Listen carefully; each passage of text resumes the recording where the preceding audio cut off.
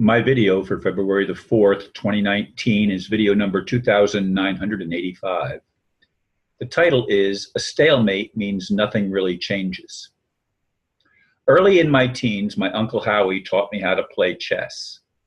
It wasn't long before he stopped playing with me. It seemed I always won by employing various slants on fool's mate, in which I could misdirect his attention before my final move of the game. Since he would no longer play with me, we had reached a stalemate. My friend, Roger Van Dyke, also known as Duke, was more like me, a strategist. I don't think Duke is still alive, and I know my uncle died some time ago.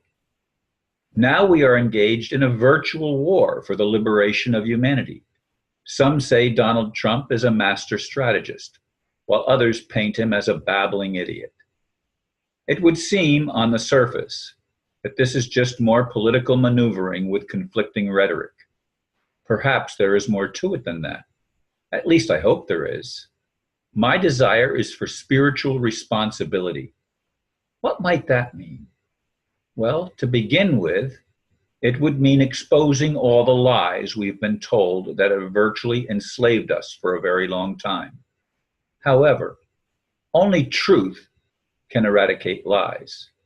Some suggest we cannot handle the truth, which is just a stalemate statement. Nothing really changes. Everything remains the same game. Stalemate. We need to begin a new game with players that are more equal in abilities to discern a masked reality. I'd like to see that happen as soon as possible. What about you? I chuckle because I'm recording this in the afternoon, which is something I do sometimes, but most of the time I record very early in the morning. This time I've been putting it off because, number one, I have to face a meeting tonight in the metaphysical circle or metaphysician circle that is very uncomfortable for me. There's been no corrections, no compromises or any solutions found over the past week. And so I'm going back for perhaps my last meeting of that group. I don't know if that's true or not. We'll see how things play out, but it does leave me in a very apprehensive position. And so I feel like, in a sense, there's a stalemate going on right now in my personal life in that situation with the metaphysician circle. So that's what triggered me thinking in the terms of a stalemate. And as I said, my Uncle Howie taught me how to play chess. And I don't think it lasted a month that he wouldn't play with me anymore. But Duke, Roger Van Dyke, who was no relation to me, ironically, he was related to the chief of police, Ori Van Dyke. And there were at least three, I think, though, four different spellings of the name Van Dyke in that town, Midland Park, New Jersey, where I grew up. And Duke and I were both friends on playing sports as well as chess. And I don't know, I would think that we were about 50-50. Sometimes he'd beat me, sometimes I'd beat him. And it's a strategy. Chess is a game of strategy. It's not just mere luck. If people just move pieces and they don't think ahead, they're unable to strategize. So I've been planning, trying to plan anyway, ahead for some time when we actually have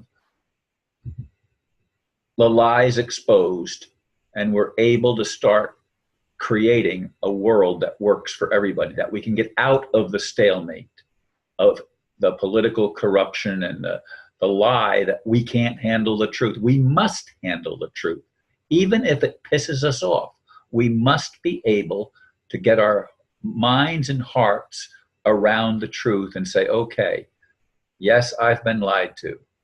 And it doesn't matter, again, it's not a political thing of one one group, political group against another political group, because both political groups have been infiltrated by liars. Now, some of them, I just watched a video with one my friend Steve Hart sent to me, and there was a lot of really interesting stuff discussed with Benjamin Fulford, and I forgot the other guy's name. I should have written it down before I started this video, but I didn't. A fellow from England whom I've also watched many of his videos as well. And they were in agreement that there needs to be truth told, and there needs to be, the trials need to bring out that some people have been very strongly coerced into playing the game, and they will be exonerated, was the thought in that discussion.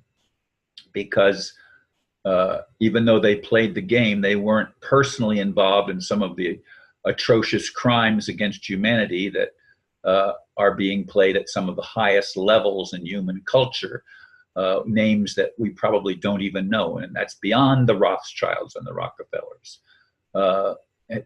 It's names that we don't know, and some say that the seat of the world corruption is Switzerland, which is pretty interesting to me. And that's why Switzerland has always been neutral, because the people that are really at the top of the pyramid, that's where they're headquartered, right in the center of Europe and the Swiss Alps. Is that true? I've heard other people suggest the same thing. But one thing that is true is that there does seem to be a political stalemate going on in the world.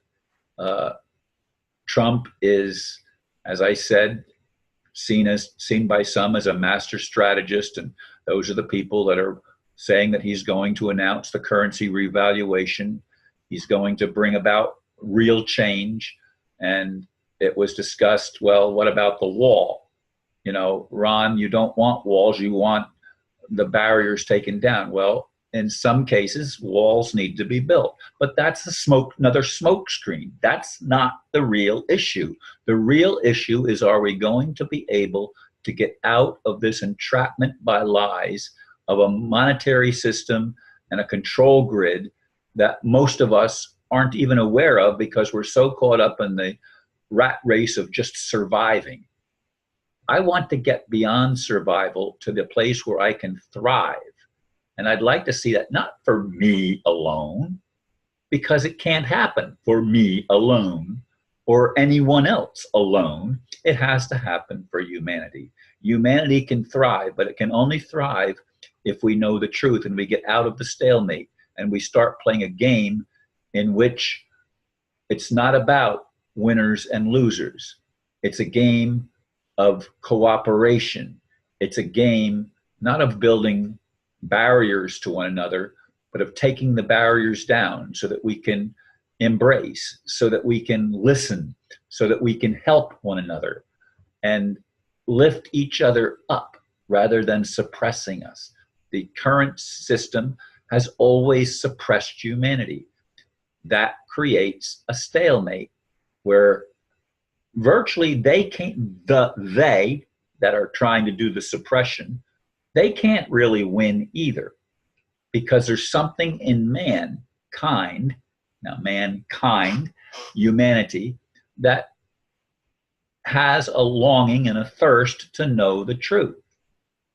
There's something in us that an innate ability, call it, that we want to explore, and we want to find out the things that have been hidden from us.